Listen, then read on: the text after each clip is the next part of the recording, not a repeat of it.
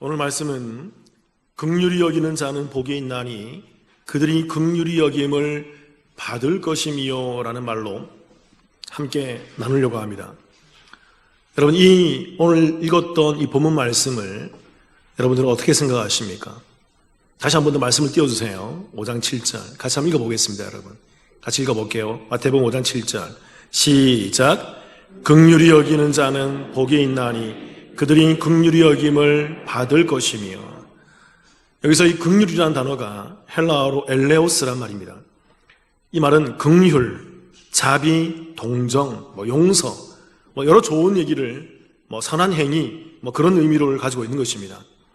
그래서 이 구절 한 구절을 떼서 많은 사람들이 이 구절의 의미를 다음과 같이 이해를 하고 있습니다. 생각보다 많은 사람들이 어떻게 이해를 하냐면, 다른 사람들에게 자비를 많이 베푸는 사람들이, 다른 사람에게 좋은 일을 많이 하는 사람이 그도 나중에는 자비를 받게 될 것이다, 그도 나중에는 좋은 일을 경험하게 될 것이다 라고 이해를 한다는 것이죠. 그래서 그들은 이런 식으로 우리 기독교를 이해한다는 것이죠. 기독교는 자비를 많이 베푸는 종교이다. 기독교는 많은 선한 일을 하는 종교이다. 그렇게 이해해서 그 이해로 교회를 바라보고 기독교를 바라보며 말씀을 바라보고 있더라는 것입니다. 여러분 질문 드려볼게요. 이렇게 이해하는 것이 맞습니까? 저와 함께 거의 1년 넘게 말씀을 나눈 우리 교회 성도님 여러분, 기독교는 선한 일을 많이 하는 종교인가요? 산상수훈에 보면 오늘 본문 말씀과 유사한 말씀이 또 등장합니다. 자, 다음에는 주기도문을 할까 지금 생각 중인데요. 그 주기도문에 나오는 그런 내용이에요. 마태복음 6장 12절입니다. 같이 한번 읽어볼게요. 시작. 우리가 우리에게 죄 지은 자를 사하여 준 것 같이 우리 죄를 사하여 주시옵고. 그러니까 이 주기도문을 우리가 많이 암송하면서 우리는 늘 그렇게 각인하는 거죠. 가볍게. 우리가 우리에게 죄 지은 자를 많이 사하여 준 것처럼 하나님 우리를 용서해 주시고 우리 죄를 사하여 주옵소서. 그러면서 이렇게 인식한다는 것입니다. 우리 죄를 용서받기 위해서, 나의 죄를 용서받기 위해서 우리에게 죄 지은 많은 사람들을 용서해 줘야지. 용서해 주는 게 기독교다. 기독교는 많은 사람을 용서해 주는 종교다라고 그렇게 이해하고 있더라는 것입니다. 자, 거듭 다시 한번 짚어서 말씀드리지만 산상수훈, 특별히 이 팔복은요, 천국 시민의 모습에 대해서 말하고 있는 거예요. 천국 시민이 이 땅에서 어떤 모습을 가지고 있는가, 구원받은 자들, 하나님의 백성들이 이 땅 가운데 어떤 모습을 갖고 있는가에 대해서 말씀하고 있는 것이 팔복, 산상수훈의 내용이라는 것입니다. 그래서 여러분, 천국 시민에게는, 성도에게는 이러이러한 모습들이 나타나야 하는 것입니다. 이 팔복에 있는 모습들이, 팔복에 있는 내용들이. 그래서 어떤 신학자 이렇게 말씀했다고 말했지 않습니까? 제가 따라해 볼게요. 팔복은 거울과 같다. 이게 팔복을 정의할 수 있는 굉장히 좋은 비유라고 저는 생각합니다. 팔복을 보면서 그 안에 성도의 모습이 보여야 되는 거죠. 팔복을 보면서 그 안에 나의 모습이 보여야 되는 거죠. 천국 시민의 모습이, 예수 믿는 자들의 모습이. 그렇게 여러분, 이 말씀을 단순히 긍휼을 베푸는 사람이 되어야 한다, 또는 죄를 용서해 주는 사람이 되어야 된다라는 정도로만 이해하면 안 된다는 것입니다. 왜 그렇죠, 여러분? 자, 이런 전제를 늘 말씀드렸잖아요. 예수 믿지 않고서도 긍휼을 베푸는 사람이 있어요, 없어요? 예수 믿지 않고서도 용서를 많이 하는 사람이 있어요, 없어요? 여러분, 우리 교회 밖에 그런 사람들이 많이 있더라는 것입니다. 예수 믿지 않고도 참 긍휼을 많이 베푸는 사람이 있어요. 자비나 또는 동정이나 용서나 여러 가지 참 선한 일을 많이 하는 사람들이 있더라는 것입니다. 예수 믿지 않고서도 자기에게 죄를 지은 사람을 용서해 준 사람이 있다는 것입니다. 예수 믿지 않는데도. 그러면 이러한 용서해 주는 것이, 긍휼을 베푸는 것이 기독교의 본질적인 모습이라 생각한다 그러면 이런 정의가 형성되는 거죠. 모 종교에서 주장하는 것처럼 예수 믿지 않고도 선을 많이 행하고 긍휼을 많이 베풀고 용서를 많이 하는 사람이라면 어디 갈 수 있다? 천국 갈 수 있다라는 그 이상한 진리가, 성경에 없는 이상한 그런 논리로 주장을 할 수 있게 된다는 것입니다. 여러분, 그 종교에서, 그 대단한 종교죠. 꽤 유명한 종교죠. 그런 단체에서 왜 예수 믿지 않고도 착한 일을 많이 하면 천국 갈 수 있다고 생각할까요? 기독교를 모르기 때문에 그래요. 성경을 모르기 때문에, 저는 모르기 때문이라고 생각합니다.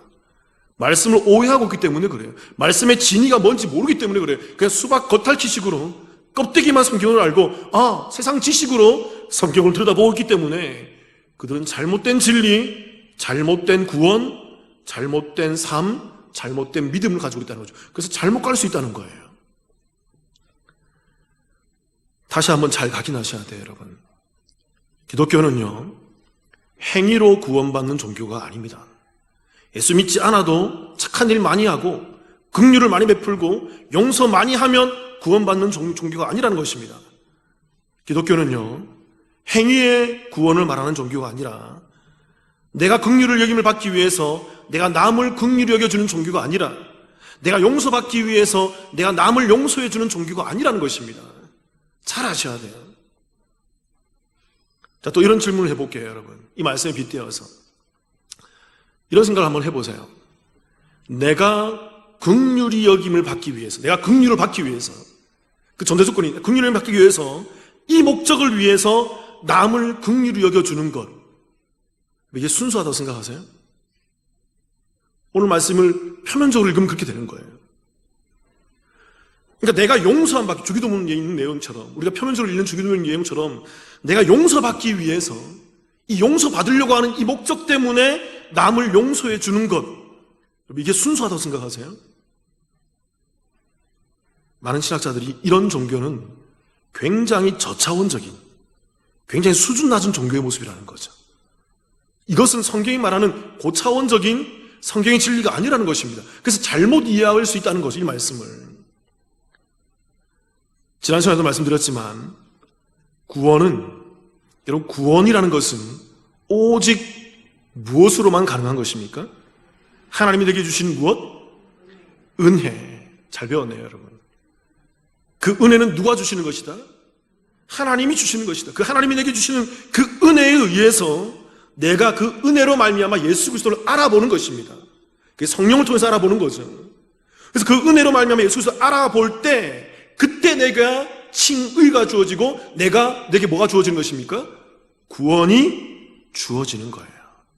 그러니까 믿음이라는 것은요, 구원이라는 것은요, 행위가 아니라 하나님의 은혜로 말미암는 믿음에 의해서. 그래서 로마서 1장 17절에서 얘기하잖아요. 믿음으로 말미암아 믿음에 이르나니, 하나님이 주신 그 믿음으로 말미암아 내가 예수 그리스도를 믿는 그 믿음에 이르게 되는 그 믿음에 의해서 우리가 구원받는 거죠. 그러므로 사랑하는 성도 여러분, 오늘 이 말씀, 긍휼히 여기는 자는 복이 있나니 그들이 긍휼히 여김을 받을 것이며 라는 이 말씀은 어떤 의미일까요? 우리가 오늘 이 말씀을 이해함에 있어서 먼저 좀 이해해야 되는 게 뭐냐면요, 긍휼이라는 단어의 의미를 좀 생각해 보아야 됩니다. 저도 분명히 말하면요, 성경이 말하는 긍휼이 무엇인지를 알아야 돼요. 긍휼이라는 자체를 세속적인 기준에서 들여다보면 안 되고요, 세상의 가치, 세상의 이해, 세상의 윤리나 도덕적 가치에서 이 긍휼이라는 단어를 들여다보면 항상 오해하게 돼 있어요. 그래서 어떤 가치로 들여다봐야 되죠? 성경이 말하는 긍휼의 의미가 무엇인지, 성경이 긍휼에 대해서 뭐라고 말하는지 우리가 그것을 깨닫고 알아야만 이 말의 본래적인 의미를 알 수 있다는 것입니다. 생각보다 어렵습니다. 그러나 그래서 알게 되면 쉽습니다. 오늘 성경이 말하는 이 긍휼의 의미가 무엇일까요? 첫 번째는요, 따라해 볼게요. 긍휼의 주체를 알아야 된다. 네. 긍휼의 주체, 즉 다시 말하면요, 긍휼을 소유하고 있는 분이 누구인지를 알아야 되는 거죠. 그러니까 긍휼이란 것이 어디로부터 나오는지를 알아야 되는 것입니다. 말씀 로마서 9장 15절 16절입니다. 같이 한번 읽어보겠습니다. 제가 한번 읽어볼게요. 제가 모세에게 이르시되 내가 긍휼히 여길 자를 긍휼히 여기고 불쌍히 여길 자를 불쌍히 여기리라 하셨으니, 그러니까 하나님께서 얘기하는 거예요. 내가 긍휼히 여길 자를 긍휼히 여기고 불쌍히 여길 자를 불쌍히 여기리라. 무슨 말일까요, 여러분? 이건 누가 하시는 말씀이에요? 하나님이 하시는 말씀. 그래서 이 하나님께서 긍휼을 베푸신다는 거예요. 내가 긍휼히 여길 자를 따로 만들고 긍휼히 여기지 않을 자를 따로 이 긍휼은 누구에게 나오는 겁니까? 하나님에게서 나온다는 거죠. 16절 같이 한번 읽어볼게요. 시작. 그런즉 원하는 자로 말미암음도 아니요 다른 박질하는 자로 말미암음도 아니요 오직 긍휼히 여기시는 하나님으로 말미암음이니라. 이 말은 무슨 말씀이냐면요, 오직 원한다고, 내가 원한다고 주어지는 것이 아니라는 것입니다. 내가 원한다고 주어지는 것도 아니고, 또 두 번째로 다른 박질, 내가 열심히 노력한다고 해서 얻어지는 것도 아니라는 것입니다. 그러니까 쉽게 말하면 긍휼이라는 것은 우리 안에 있는 것이 아니라는 거예요. 이 긍휼, 성경이 말하는 긍휼은 우리 인간 안에 있는 것이 아니라는 것입니다. 오직 누구에 의해서? 16절 하반절에 보면 오직 긍휼히 여기시는 누구로 말미암아? 하나님으로 말미암아 주어진다는 것입니다. 그래서 긍휼의 주체는 누구죠? 하나님이시라는 거예요. 이 개념을 잡으셔야 돼요. 성경이 말하는 긍휼이란 뭔지 모르겠지만 세상과 같지 않는 긍휼이 있는데 이 긍휼은 우리 안에 원래 없는 거예요. 우리 안에 있지 않다고요. 오직 원래 좀 누구에게만 있다고요? 하나님에게 있는 거예요. 그리고 이 긍휼이라는 단어가 신구약에서는 총 150흑에 나오는데 대부분 다 어떻게 쓰여졌냐면요, 하나님의 행동에 의해서 하나님이 긍휼을 베푸시고 하나님이 긍휼을 역사하시고 이런 식으로 표현되어 있어요. 로마서 11장 30절 31절입니다. 제가 한번 읽어볼게요. 잘 보세요. 너희가 전에는 하나님께 순종하지 아니하더니 이스라엘이 순종하지 아니함으로 이제 긍휼을 입었는지라. 잘 보세요, 여러분. 전에는 너희가 어떤 사람이었다고요? 하나님께 뭐 하지 않는다? 순종하지 않는 사람이었다는 거죠. 그런데 그들이 누구냐면 이스라엘이라는 것입니다. 그 이스라엘들이 순종하지 아니함으로 말미암아 뭘 입었느니라. 이제는 그전에는 긍휼이 있다 없다? 그전에는 긍휼이 없어서 순종하지 못했다는 거예요. 근데 이제는 긍휼이 주어졌다는 것입니다. 그리고 31절 같이 읽어볼게요. 시작. 이와 같이 이 사람들이 순종하지 아니하니 이는 너희에게 베푸시는 긍휼로 이제 그들도 긍휼을 얻게 하려 하십니다. 긍휼이 있기 전에는 이 사람들이 순종하지 않았다는 것입니다. 긍휼이 뭔지 모르겠지만, 아직 긍휼이 실체는 뭔지 모르겠지만 긍휼이 주어지기 전에 아직 이 이스라엘 백성들이 순종하지 않았다는 거예요. 왜요? 그들에게 뭐가 없기 때문에? 긍휼이 없기 때문에 순종하지 못하는 거예요. 그런데 너희에게 베푸시는 이 긍휼로 이제 긍휼을 얻게 되었다는 것입니다. 그래서 긍휼로 말미암아 그들이 이제 뭘 할 수 있을까요? 순종할 수 있게 되는 거예요. 여기서 30절 하반절에 있는 이 표현을 잘 이해해야 돼요. 이제 긍휼을 입었는지라 할 때 긍휼을 입다라는 말이 이게 헬라어로 엘레에오란 말인데 이게 불쌍히 여기다, 긍휼히 여기다, 자비를 베풀다 그런 의미의 수동태로 되어 있어요. 그러니까 우리말 표현도 잘 번역되어 있어요. 그러니까 무슨 말이냐면 전에는 긍휼을 행할 수도 없고 긍휼을 베풀 수도 없고 용서할 수도 없는 사람이었다는 것입니다. 전에는 그 이스라엘 백성들이. 왜요? 그들 안에 뭐가 없기 때문에? 긍휼이 없기 때문에. 여러분 잘 아셔야 됩니다. 우리가 원래 이런 존재였어요. 우리를 얘기하는 거예요. 이스라엘은. 우리가 전에는 이 긍휼이 없기 때문에 우리가 긍휼을 베풀 수도 없고 긍휼을 행할 수도 없고 긍휼을 나타낼 수도 없고 용서할 수 없는 사람으로 서 있게 되었다는 것입니다.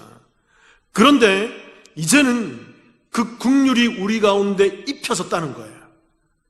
밖에 있는 그 긍휼이 우리 가운데 입혀져서 31절에 이렇게 얘기하는 거죠. 이와 같이 이 사람들이 순종하지 아니하니 이는 너희에게 베푸시는 긍휼로 이제 그들도 긍휼을 얻게 하려 하십니다. 이제 그 긍휼이 없던 사람들에게 긍휼이 주어져서 긍휼을 소유하게 돼서 그들이 긍휼로 말미암아 하나님께 순종하는 자가 되는 거예요. 그러니까 성경의 말하는 평의 표현은 뭐냐면요, 여러분. 긍휼은 우리 안에 원래 없는 겁니다. 그러니까 여러분, 우리 안에 긍휼이 없기 때문에 우리는 뭘 할 수 없는 자예요? 긍휼을 베풀 수도 없고요. 긍휼을 행할 수도 없고요. 긍휼이 여길 수도 없는 자라는 거죠. 이 전제를 잘 기억하셔야 돼요. 정리를 하자면 여러분, 긍휼이라는 것은 우리 안에 없기 때문에 우리는 받아야 되는 것입니다. 누구로부터? 하나님으로부터 받아야 되는 것이죠. 그래서 이 긍휼이라는 것은 하나님에게 있는 것이고 하나님에 의해서 우리에게 주어져야 되고 입혀지는 것입니다. 그래서 그 긍휼은 오직 하나님께서 주셔야만 우리가, 잘 기억하세요 여러분, 긍휼한 자가 되는 거예요. 아시겠습니까? 하나님께서 내게 은혜로 그 긍휼을 주셔야만 내가 긍휼한 자가 되고 긍휼을 행할 수 있게 되는 것입니다. 하나님이 은혜로 말미암아 긍휼을 주지 않으면 우리는 긍휼한 자가 될 수 있다 없다? 될 수 없다는 것입니다. 이 전제를 기억하십시오. 자, 이제 두 번째, 오늘 성경이 말하는 긍휼이 무엇일까요? 따라해 보겠습니다. 긍휼의 실체를 알아야 된다. 첫 번째는 긍휼의 주체가 누구인지 알아야 된다는 것이죠. 긍휼의 주체가 누구입니까? 하나님이시오. 우리에게 있다 없다? 없다. 하나님에게 있는 긍휼이 우리에게 입혀지는 거라는 것입니다. 이것을 잘 기억하십시오. 두 번째는, 그렇다면 그 하나님이 입혀주시는 긍휼이 뭐냐는 것입니다. 실체가 뭐냐? 긍휼이 뭘 말하는 거냐? 베드로전서 2장 10절입니다. 같이 한번 읽어볼게요. 같이 읽겠습니다. 시작. 너희가 전에는 백성이 아니더니 이제는 하나님의 백성이에요. 전에는 긍휼을 얻지 못하였더니 이제는 긍휼을 얻은 자니라. 사도 바울이 말하는 로마서와 똑같은 얘기를 하는 거예요. 사도 베드로도 긍휼을 설명하고 있어요. 너희가 전에는 하나님의 백성이 아니었다는 것입니다. 그런데 이제는 하나님의 백성이라는 거죠. 뭐 때문에 그렇습니까? 내 안에 뭐가 주어졌기 때문에? 긍휼이 주어졌기 때문에 그렇다는 거예요. 그러니까 여러분, 이 긍휼은 단순히 자비나 선한 행동이나 용서의 행위가 아니라는 것입니다. 하나님에게 얻지 못하고 하나님에게 긍휼을 얻지 못하고 행할 수 있는 그런 행위가 아니라는 거예요. 긍휼은 다른 무엇인가라는 것입니다. 그래서 긍휼은 여기서 말하면 하나님의 백성이 되는 자격인 거예요. 이것이 있어야만 하나님의 백성이 되고, 이것이 없으면 뭐가 되는 것입니까? 하나님의 백성이 될 수 있다 없다? 될 수 없는 거예요.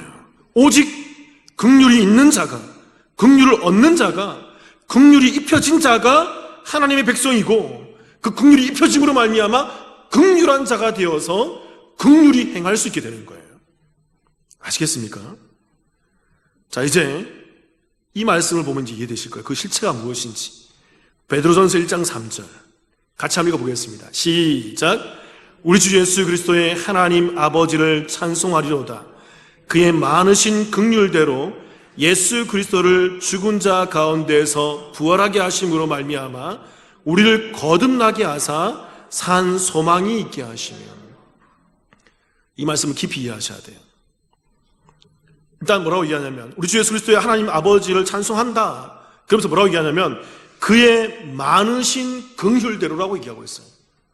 하나님께 긍휼이 있다는 것입니다. 근데 하나님께 긍휼이 얼마큼 있다는 거예요? 많이 있다는 거예요. 하나님의 긍휼이 많이 있다는 거예요. 근데 이것은 하나님께만 있는 거예요. 그런데 그 하나님 많으신 긍휼이 이 땅 가운데 표현되는 방법이 뭐였죠? 예수 그리스도를 죽은 자 가운데에서 부활하게 하심이라는 거예요. 이게 긍휼이라는 것입니다. 하나님의 그 풍성하시고 하나님의 그 많으신 긍휼에 의해서 예수 그리스도가 이 땅에 오시고 성육신하시고 십자가에 죽으시고, 그리고 죽으시면 끝난 것이 아니라 부활하셔서 이 땅 가운데 무엇을 완성하신 거예요? 그 율법을 완성하고 구원을 완성하신 거예요. 이게 바로 긍휼의 핵심이라는 것입니다. 간단하게 얘기하면 여러분, 긍휼은, 하나님이 우리에게 입혀주시는 긍휼은 누구다? 예수 그리스도라는 거예요. 굉장히 간단하지만 여기까지 오고 여기까지 이해하기가 정말 쉽지 않습니다. 그러니까 여러분, 우리가 구원받게 되었다라는 것, 우리가 거듭나게 된 것, 누구의 긍휼이죠? 하나님의 긍휼하심 때문인 거예요. 그래서 뭐 은혜인 거예요. 그래서 내게서 나오는 것이 아니라 하나님에게서 의해서 주어지는 것이라는 것입니다. 여러분, 우리가 예수 그리스도를 알아보고 예수 그리스도를 믿게 되는 그 놀라운 역사가 누구의 긍휼 때문이죠? 하나님의 긍휼 때문에, 하나님 그 많으신 긍휼로 말미암아 내게 입혀주셔서 내 안에 그리스도가 있는 거죠. 긍휼의 실체인. 그래서 우리가 그 긍휼의 실체인 예수 그리스도를 믿고 예수 그리스도를 알아서 그리스도와 함께 이 땅 가운데서 긍휼한 자가 되는, 긍휼을 입은 자가 되는 거예요. 그 그리스도가 있는 자들이 이제 그 긍휼을 입어서 뭐 할까요? 긍휼을 베풀 수 있는 자가 되는 거예요. 이 그리스도가 없으면, 이 긍휼이 없으면 긍휼한 자가 된다 안 된다? 긍휼한 자가 될 수도 없고 긍휼을 베풀 수도 없는 거예요. 그래서 여러분, 팔복에 있는 이 말이 세상은 경험할 수 없는 단어라는 거예요. 세상이 알 수 없는 단어라는 것입니다. 베드로전서 2장 10절 제가 한번 읽어볼게요. 너희가 전에는 백성이 아니더니, 아까 그 말씀 반복하는 겁니다.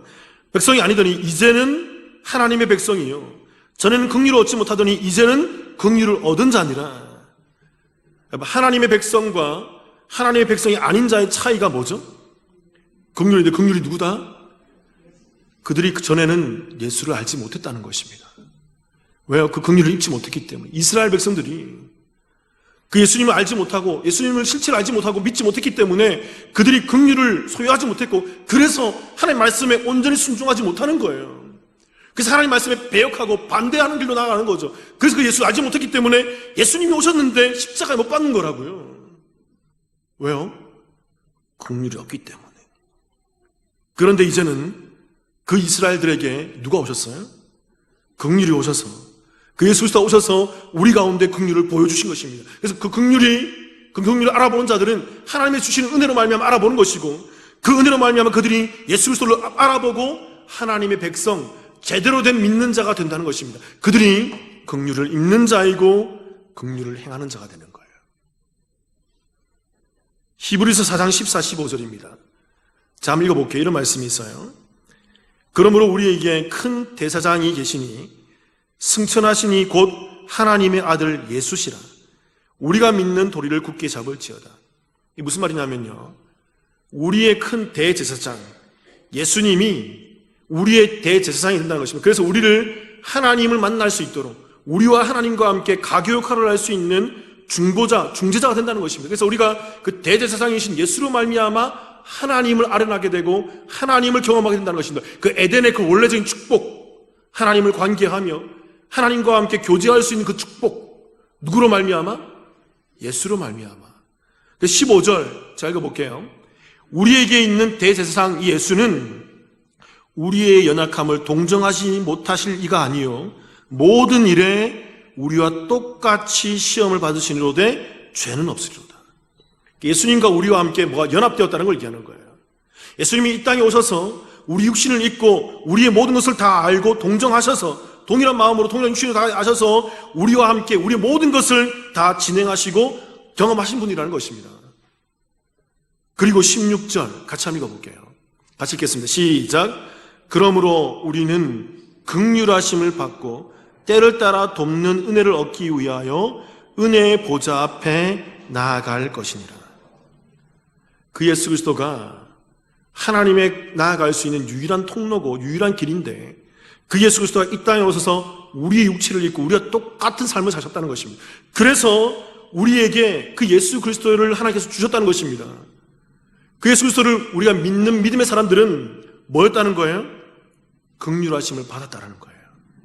그 긍휼하심을 받고 때를 따라 돕는 은혜를 얻기 위해서 그 예수 그리스도로 말미암아, 그 긍휼로 말미암아 어디에 나아갈 수 있게 되는 거죠? 하나님의 은혜의 보좌 앞에, 하나님의 존전 앞에, 하나님을 교제할 수 있고 하나님 만날 수 있는 그 하나님의 존전 앞에 나아갈 수 있는 그 길이 열렸다는 것입니다. 누구로 말미암아? 예수 그리스도로 말미암아, 하나님이 우리에게 보내주신 그 긍휼로 말미암아. 그래서 여러분, 간단합니다. 오늘 말씀은 우리가 구원받기 위해서는, 우리가 영생하기 위해서는, 우리가 하나님을 경험하기 위해서는 하나님의 긍휼을 입어야 되는 거예요. 그것은 우리가 원한다고 주어지는 것도 아닙니다. 열심히 노력한다고 얻어지는 것도 아니에요. 오직 하나님께서 우리에게 주시는 것입니다. 근데 그 하나님의 긍휼의 표현이 누구다? 예수 그리스도라는 것입니다. 그래서 그 예수 그리스도를 알아보고 믿게 되는 것, 누구의 은혜에 의해서? 하나님이 주신 그 은혜에 의해서 알아보게 되는 것이, 그들이 바로 뭘 입은 자들이다? 긍휼을 입은 자라는 것입니다. 그 때문에 여러분, 긍휼의 실체는요, 단순히 남을 도와주고 남을 용서해주고 자비를 많이 베풀고 선한 행위를 많이 하는 것이 아니에요. 예수 믿지 않고서도, 교회 나오지 않고서도, 하나님을 경험하지 못하면서도 밖에서 자선사업 많이 하고 내게 악한 일을 행한 사람들을 용서해주고 긍휼히 행해주고 그들을 다 이해해주고 좋은 일 많이 해주는 것, 그게 성경이 말하는 긍휼이 아니라는 것입니다. 오늘 정의에서 정리를 해보면 긍휼이라는 것은요, 하나님에게만 있는 것입니다. 그 하나님에 있는 그 긍휼은 많이 있는 것입니다. 그 많으신 긍휼이 우리 가운데 표현되어진 것이 바로 예수 그리스도라는 거예요. 그 예수 그리스도가 하나님의 긍휼이고 하나님의 많으심이며 하나님의 유일한, 이 땅을 향한 하나님의 유일한 방법이라는 것입니다. 그 예수 그리스도를 우리가 믿어야 한다는 거죠. 은혜로 말미암아. 성도 여러분, 잘 알아야 합니다. 이제 이 정의를 잘 이해하십시오. 하나님에 의해서 예수 그리스도 그 긍휼을 받은 자가 긍휼을 소유하게 되는 것입니다. 다시 한 번 더 여러분. 자, 오늘 이걸 설명하기 위해 지금까지 여기까지 이끌어온 거예요. 하나님에 의해서 예수 그리스도를 받은 자가 긍휼을 소유하게 되는 것입니다. 그래서 그들이 하나님의 은혜에 의해서 예수 그리스도를, 그 긍휼을 믿게 됨으로 말미암아 긍휼을 입은 자, 긍휼이 있는 자, 오늘 말씀의 표현대로 긍휼이 여길 수 있는 자, 그 조건이 충족되는 거예요. 아시겠습니까? 다시 한번 마태복음 5장 7절 다시 한번 읽어볼게요. 오늘 본문 말씀 읽어보겠습니다. 띄워주세요. 시작. 긍휼히 여기는 자는 복이 있나니 그들이 긍휼히 여김을 받을 것입니다. 띄워놓으세요. 잘 보세요 여러분. 이제 오늘 말씀에 이 긍휼이라는 단어를 성경적 의미를 제가 찾아와 봤다면 여기서 말하는 긍휼히 여기는 자는 누굽니까? 예수님을 모르는 자들이 아니에요. 믿지 않고 세상에서 말하는 그 긍휼을 베풀고 자선사업 많이 하고 좋은 일 많이 하는 사람들이 아닙니다. 그런 걸로는 긍휼히 여김을 받을 수가 없어요. 그런 걸로 구원받을 수 없다고요, 여러분. 여기서 말하는 긍휼히 여긴 자는 무엇입니까? 누굽니까? 믿는 자를 얘기하는 거예요. 예수 그리스도를 믿고 그 예수 그리스도로 말미암아 믿음 가운데 서서 그리스도로 말미암아 하나님을 바라보는 자들, 하나님 나를 긍휼히 여겨 주셔서 나를 구원시켜 주셨군요. 하나님 너무나 감사합니다. 하나님 내가 구원받은 자입니다. 내가 이제 믿는 자입니다. 예수 그리스도를 믿는 그 믿음 가운데 서 있는 자입니다. 너무 감사해서 그 예수 그리스도로 말미암아 충만히 온전히 채워진 자들, 그들이 바로 긍휼이 있는 자, 긍휼을 소유한 자, 긍휼이 여길 수 있는 자의 위치에 서게 된다는 것이죠. 잘 알아야 됩니다, 여러분. 오늘 말씀은요, 그동안 나눈 말씀들을 잘 상기해 보셔야 돼요. 팔복에 있는 말씀들을, 그동안 우리 함께 나눴던 심령이 가난한 자부터 지난주에 나눴던 의에 줄이고 목마른 자까지 잘 상기해 보셔야 돼요. 제가 팔복을 함께 나누면서 저도 이런 얘기를 했습니다. 팔복은 다 연결되어 있다고요. 따로따로 독립해서 존재하지 않습니다. 예수님께서 아주 깊은 진리 가운데에서, 신적인 지식에 의해서 깊은 진리 가운데에서 하나하나 풀어놓고 설명해 주신 것입니다. 그리고 팔복 연결시켜 놓은 거예요. 마태복음 5장 3절부터 6절까지 우리 함께 나눴던 그동안 주제들을 한번 살펴보겠습니다. 첫 번째는 누구입니까? 심령이 가난한 자. 심령이 가난한 자가 누구였죠? 그의 영적 파산을 경험한 자는, 나는 아니군요. 나의 힘으로는 되지 않군요. 하나님, 내가 구원받을 수 없군요. 하나님, 내가 하나님께 내 힘으로 나갈 수 없군요. 그 영적 파산을 경험하는 것이 심령이 가난한 자, 푸토코스라고 말씀드렸지 않습니까? 그 두 번째, 그들이 어디로 나가는 걸까요? 애통하는 자로 나가는. 이 애통이 뭐 하는 자들입니까? 단순히 슬퍼서 우는 자들이 아니라고 말씀드렸죠. 뭐 때문에 우는 자들이에요? 죄 때문에 우는 자들. 아, 나는 도저히 내 스스로 구원받을 수 없는 자이군요. 그래서 나에게는 죄밖에 없습니다. 하나님, 그 심령이 가난한 자리 가운데 자기 안에 있는 죄만 발견한 자들인 거예요. 내게는 죄만 생각하고 죄 가운데 있군요. 나는 이 죄로 말면 어떻게 헤어날 수가 없군요. 그러면서 그 죄를 가지고 나와서 애통하는 것입니다. 십자가 앞에서 연결되어 있다고요. 그들이 십자가 앞에서 하나님의 은혜를 받아서 온유한 자, 하나님의 뜻이 무엇인지를 알게 되는 거예요. 아, 하나님의 뜻은 이렇게 구원받는 것이군요. 이 구원이 하나님 뜻이고 이 구원 가운데 있는 것이 하나님이 원하시는 것이군요. 그래서 그 하나님의 뜻을 알게 되어서 하나님 뜻 가운데 순종도 하지만 뭐도 하는 자들이에요? 분노도 하는 자들이에요. 뭘 중심으로? 하나님의 뜻인 그 구원을 중심으로. 하나님이 이 땅 가운데 구원을 베풀기를 원하시는구나. 구원을 중심으로 순종도 하지만, 엎드리면서 하나님께 나아가지만 때로는 구원을 반역하고 구원을 배역하는 것에서 분노할 수 있는 자들인 것입니다. 연결되어 있어요. 그들이 이 땅을 사는 삶의 모습이 무엇입니까? 6절에 의에 줄이고 목마른 삶을 사는 거죠. 하나님, 지속적으로 하나님 내게 그 의를 주옵소서. 내게 그 예수 그리스도를 주옵소서. 내게 그 의를, 내게 그 구원을 내게 채워주옵소서. 내가 날마다 넘어지고 또 넘어지는데 날마다 십자가 앞에 서서 하나님 나를 구원을 시켜주시고 계속 애통해가면서 그 의에 줄이고 목마른 자의 삶의 모습을 보이게 된다는 것입니다. 그들이 바로 누구라는 거예요? 오늘 말씀에 긍휼히 여기는 자라는 거예요.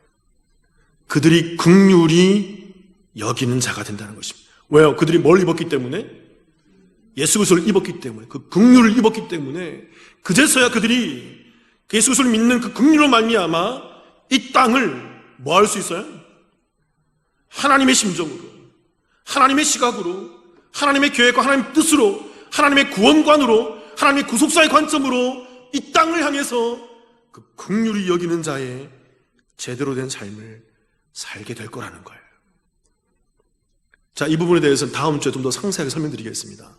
성경적 예를 들어서 그게 어떤 삶인지. 오늘 마지막으로 다시 한 번 더 마태복음 5장 7절 같이 한번 읽어볼게요. 제가 읽어보겠습니다. 이런 말씀이 있죠. 긍휼히 여기는 자는 복이 있나니 그들이 무엇을 받는다? 긍휼히 여김을 받을 것입니다. 자, 말씀드렸지 않습니까, 여러분? 팔복은 구원을 말하는 거예요. 하나님 나라 천국 백성을 얘기하는 거죠. 세상적인 긍휼로는 구원을 받을 수 있어요, 없어요? 구원받을 수 없습니다. 절대 이 진리를 각인하셔야 돼요. 이 긍휼은 누구다? 이건 하나님의 것이고 이건 그 하나님의 실체가 누구다? 예수 그리스도. 이 예수 그리스도를 믿는 자를 말하는 것입니다. 그 긍휼히 여기는 자, 그 예수 그리스도 믿는 믿음으로 말미암아 이 땅에서 그 예수 그리스도를 드러낼 수 있는 자들, 그 그리스도를 표현해낼 수 있는 자들, 그 온전한 긍휼을 드러낼 수 있는 그 자들이 복이 있다라는 거예요. 그래서 그들이 어떤 걸 받는다고요? 긍휼히 여김을 받는다고요. 하나님의 긍휼의 여김을 받는 것입니다. 근데 여기서 이 긍휼의 여김을 받다란 말이 이게 헬라어로 이게 미래수동태라는 문법으로 기록되어 있습니다. 이 말의 정확한 뜻은 뭐냐면 이런 뜻이에요. 먼 훗날, 그들이 먼 훗날 하나님에 의해서 그 진짜 긍휼의 여김을 받게 될 것이야. 어디에 들어간다는 말일까요? 하나님 나라, 천국, 그 완전한 구원의 영화의 단계에 들어가게 될 것임을 말하고 있다는 것이죠.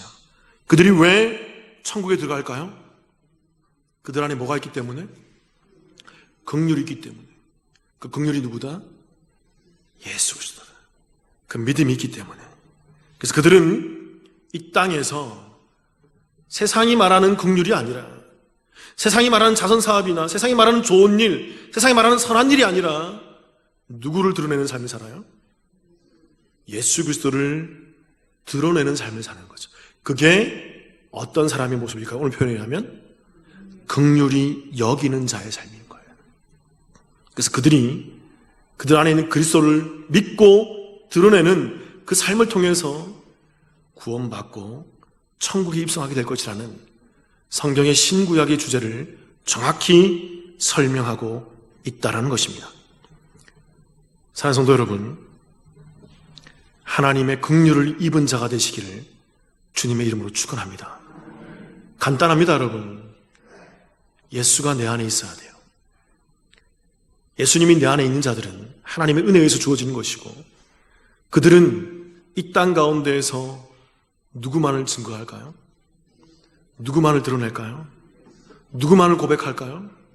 누구만을 자랑할까요? 누구만을 증거할까요? 저 여러분이 그 긍휼히 여기는 자의 모습이 있으신가요? 함께 기도하시겠습니다.